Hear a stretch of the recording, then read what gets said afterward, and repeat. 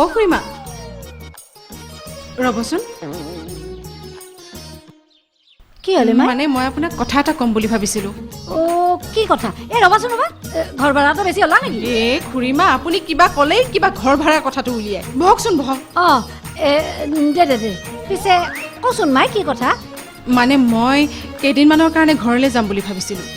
মোৰ কিবা একেবাৰে ভাল লগা নাই জানেনে হা মোৰ কপাল কিনো কথাবিলাখান কৈ থাকা অনবৰতে তোমাৰনো আহাৰ কেইটা দিন হলাকে যিমান দিনেই নহওক খুৰীমা মোক এইখন গাঁৱত কিছুমান মানুহে একদম জ্বালাকালা কৰি দিছে জানে মই নহওঁতে এই টেংৰা নে বেংৰা সেইটো আহিছে বোলে আহাত আইছি কিন্তু সি তোমাক বিচাৰি অহা নাছিল নহয় সি কিবা এটা বেলেগ দৰকাৰতহে আহিছিল বাৰু সেইগিলাখান এতিয়া বাদ দিয়া তোমাৰ কামগিলাখান ঠিকে ঠাকে চলি আছে না কামৰ কথানো কি ক'ব খুৰীমা কিছুমান এনেকুৱা পেচেণ্ট আহে বিশ্বাস কৰক উল্টাই মোৰহে গাত বেমাৰ লাগি যায়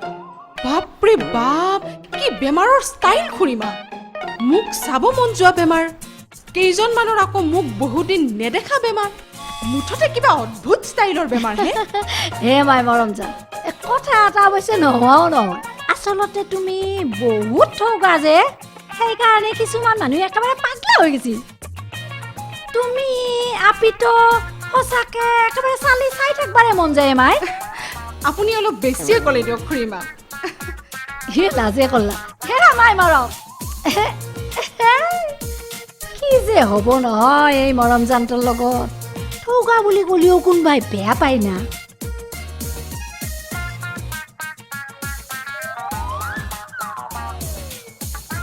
কি হলো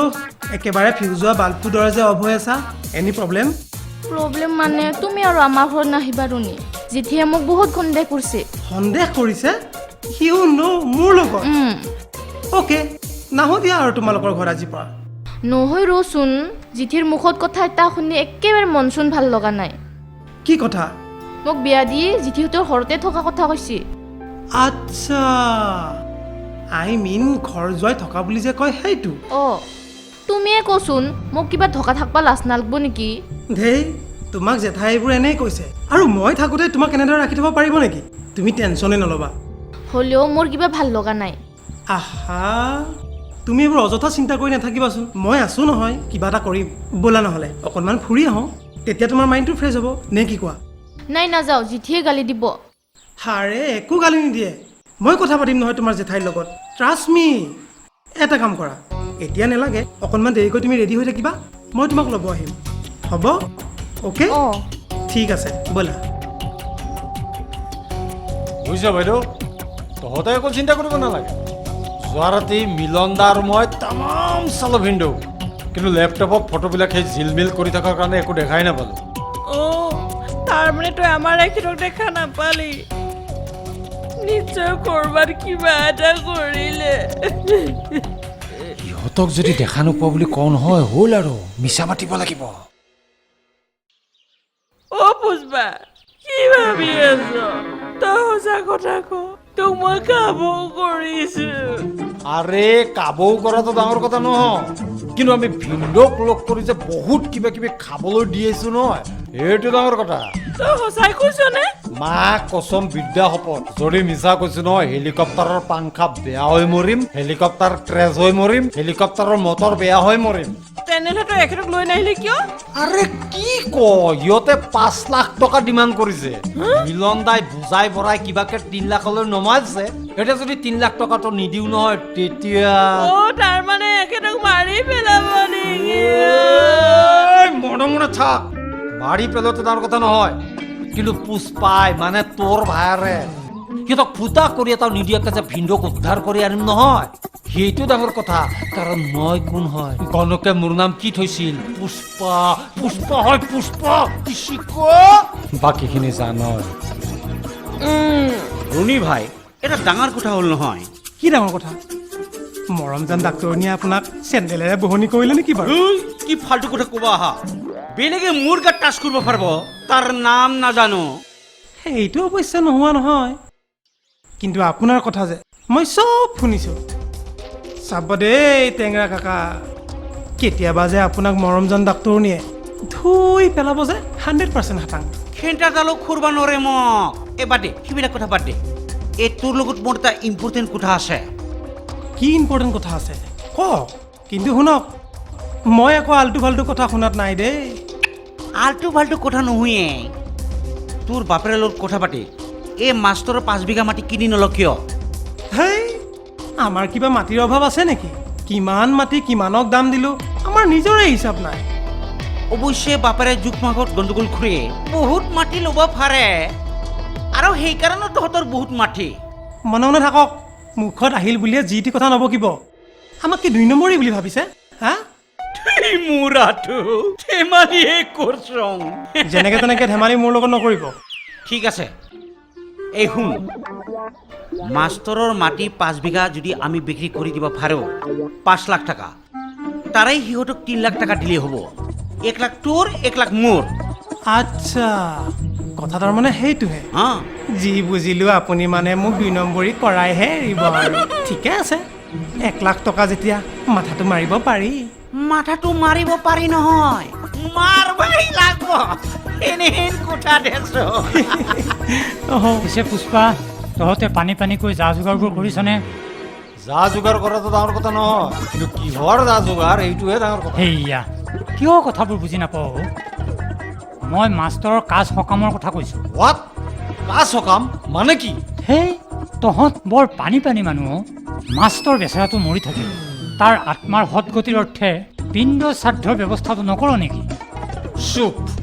একদম চুপ মনে মনে থাকক আপুনি বিৰাট অভদ্ৰ মানুহ আৰে আপোনাক আমি ইমান ভাল পাওঁ আৰু আপুনি এনেকুৱা ধৰণৰ কথা কয় এই পানী পানী কানাইদা চাব কিন্তু কোনোবা দিনাখন হেলিকপ্টাৰৰ হৰ্ণ বজাই নহয় 2খন কাণৰ পৰ্দা ধেমাচকে ভৰাই দিম ৰচোন বোপাই ইমান পানী পানী খংটো নকৰিবি মইনো কি মিছা কথাটো ক'লো আৰে কি মিছা কথা ক'লে সেইটো ডাঙৰ কথা নহয় আপুনি যে জীয়াই থকা মানুহ তাক মাৰি পেলাব ওলাইছে নহয় এইটোহে ডাঙৰ কথা কি তাৰ মানে মাষ্টৰ মৰাই নাই নেকি আৰু যদি মৰাই নাই তহঁতে বিচাৰি উলিয়াব কিয় পৰা নাই এই কানাইদা হে লাষ্ট ৱাৰ্ণিং যা তা বকি নাথাকিব কিন্তু দেই যদি মোৰ খং উঠে নহয় চাব কিন্তু মই কৈ দিছোঁ মই ভিন্দক নিজ চকুৰে চাই আহিছোঁ তেওঁ জীয়াই আছে কিনো পানী পানী কথাবোৰ কৱ তই কাৰ লগত গৈনো চাই আহিলি তাও কি এখনটি মনে মনে বিয়া পাতি দেখোন লেঠা মাৰিয়ে পেললি